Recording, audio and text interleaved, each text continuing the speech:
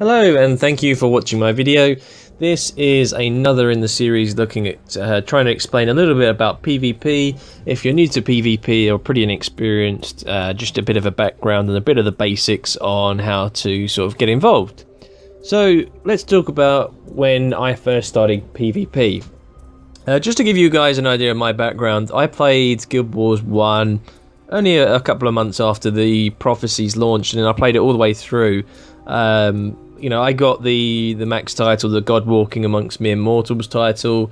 I played a lot of the faction stuff, so I did a bit of PvP on that side. I never once played PvP in the typical sort of Hall of Heroes, because by the time it came to the I did a lot of PvE in Guild Wars 1, and by the time it came to doing PvP, they had the glory, or what was the equivalent of the ranking system, which was your Zaishen order title sort of ranking, and I was so low, people would never ever party with me, and I felt I missed out a little bit in PvP for Guild Wars 1. So when it came to Guild Wars 2, I wanted to, after I'd completed the Zaiten, I'd done the story mode on a number of characters. It was a few months in, and I thought I'd get involved with PvP. And so I came into PvP, and I came to up to this point here, and there was this guy here, the PvP browser. So I thought, okay, let's just try a few little things. I had a staff Ellie Zerker that I was playing with, and I went and had a look at the game browser. And the game browser brings up a number of different maps. I didn't really know what I was doing. At this point, they had an extra map in that isn't in the game anymore, called Raid on the Capricorn. It's not in the game because it has a bit of underwater combat, and ArenaNet trying to get away from that. Unfortunately, I actually missed that map. I do wish they would bring that back in for custom arena. But if we look at how it is now, you've got all the different map types. They also did used to have you could have 8 versus 8 in the game. That isn't. It's now 5 versus 5 now. So you've got players like here. We have 16 out of 20 players. The disappointing thing is that you can only have sort of 10s the maximum. The others are spectating. So I would do this. I would look for players and join up, and I would fight in what is called the hot join. It's referred to as hot join by other players, and it is basically you go in. If we go and have a look here, we'll go in and join Skyhammer. You'll join in and you can switch sides, you can pick sides. So obviously if one team is dominating, you can go back into spectator mode and then try and hop onto the other side. So you can see here, blue team are losing, that's why they've got one less player. We can spectate and we can go around and see. It allows you to have a look at other people's builds. So we look at the Elementalist guy. He's running a dagger setup with Fiery Greatsword. We can look at the Mesmer. He's obviously got sword focus. You can see him trying to push people off the map here. There's different builds you can have a look at in here. We look at the Thief. The Thief's running dagger pistol, doing a lot of stealth sort of options. He's trying to. Is he running Scorpion Wire? No, he's not running Scorpion Wire.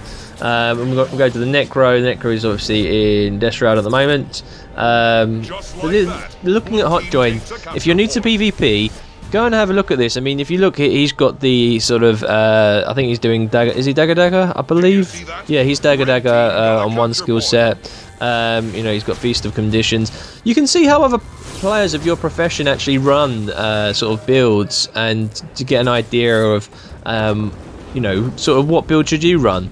I mean, we're looking at the Necros here. If we look at the Rangers over here, we've got a Shortbow Ranger. Sort of, he's got Muddy Terrain as well and Lightning Reflexes. He's going to kill one guy here.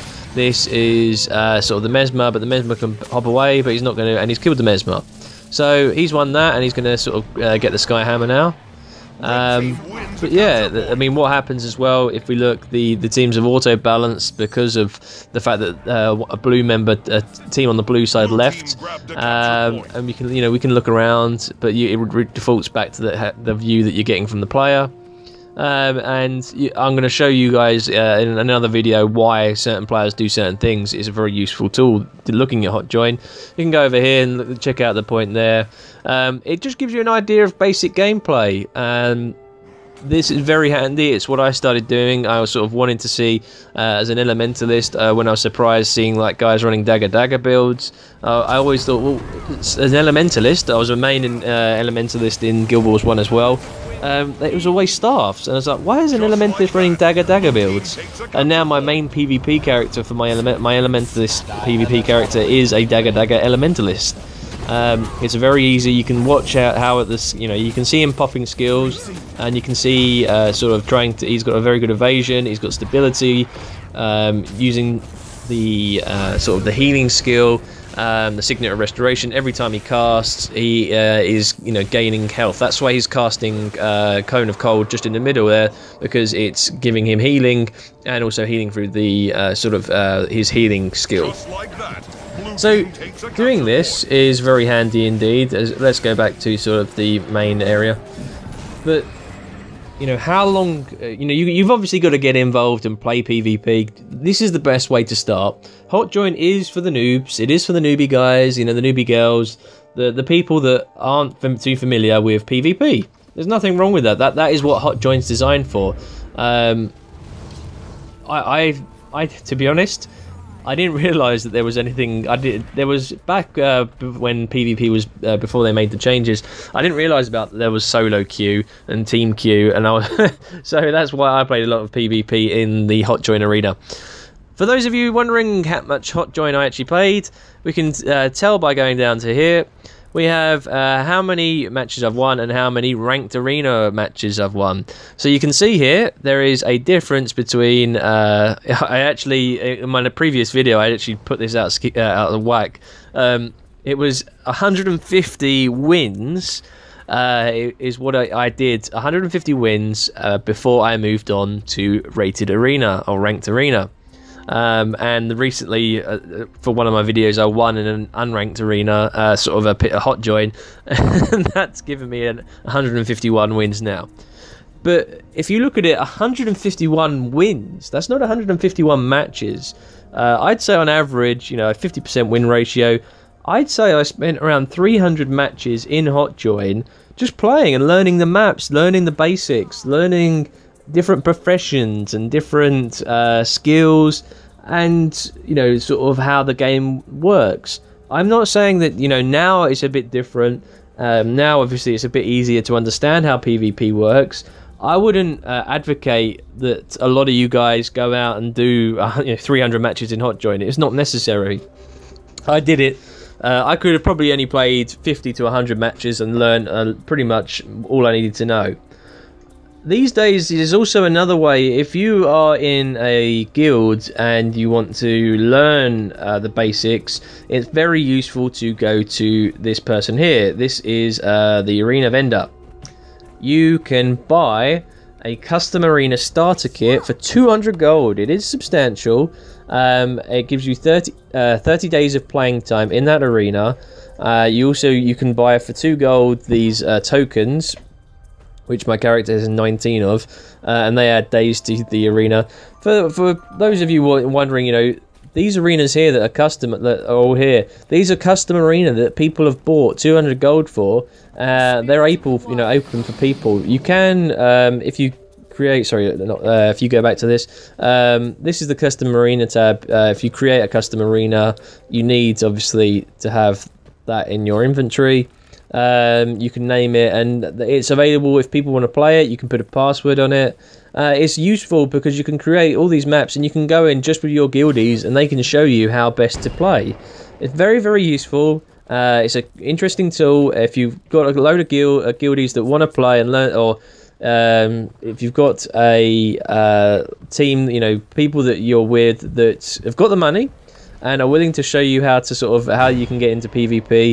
If you look at the point of interest, the main host there, she's learning PvP through the starter arena, because if you look after the show, the PvP 101, the host Ruby, she's learning through the custom arena from her guildmates, and then she's moving into hot join before progressing. As you can see here, we've got the practice custom arena that just sends you into any of those hot join maps, and then you can get into unranked and ranked play.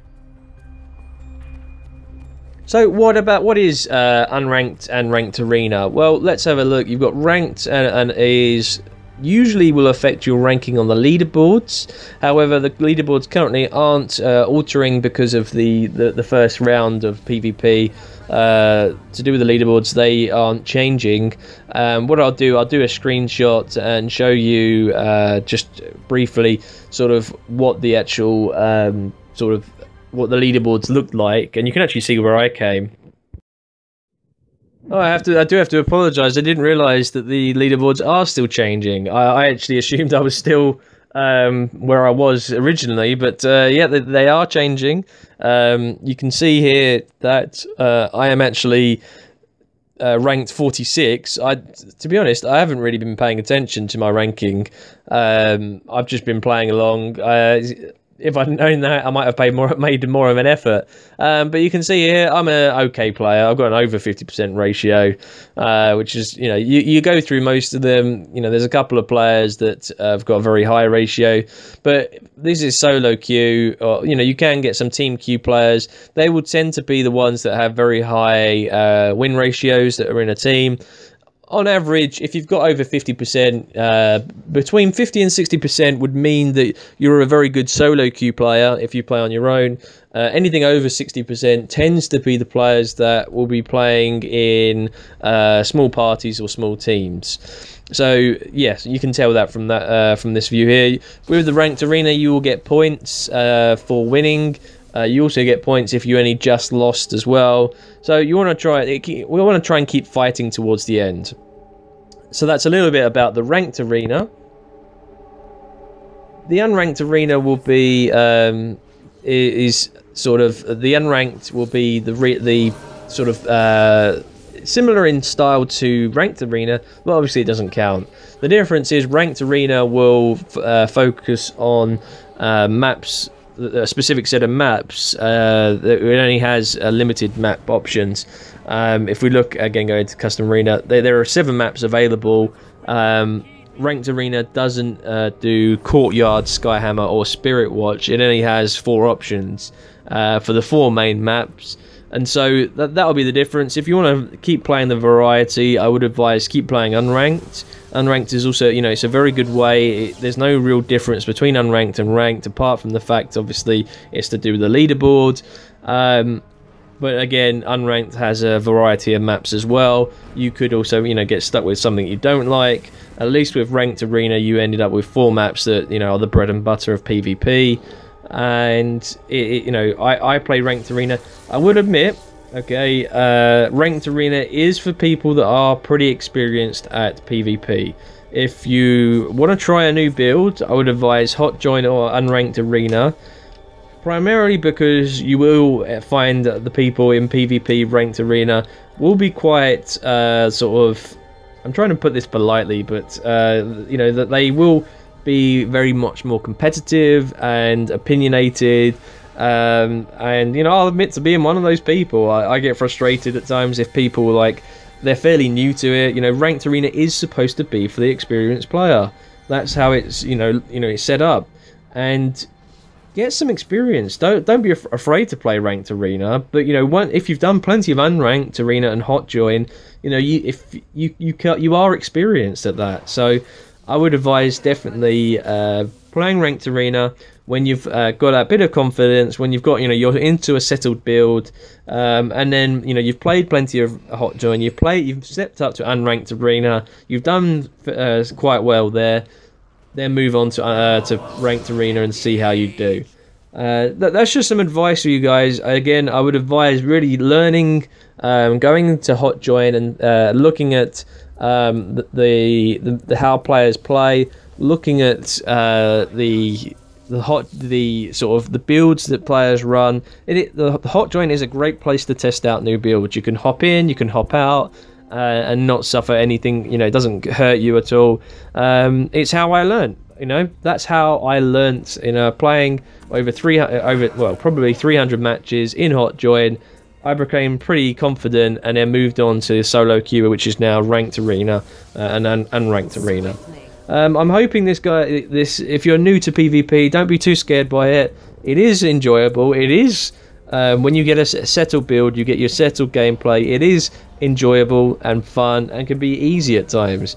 It's a way to get a lot of interesting loot from the reward tracks, which I've spoken about on another video, and it opens up new possibilities. It's a type of gameplay that, you know, some people aren't too keen on. That's fair enough. There are 3 game modes in Guild Wars 2: World versus World, PvP, and PvE. If you're a PvE player, no worries. You know, this is just a different option.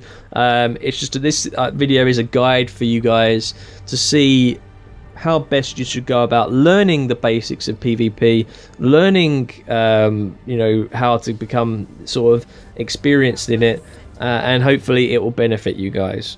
So thanks very much for watching, and I will see you on the next video.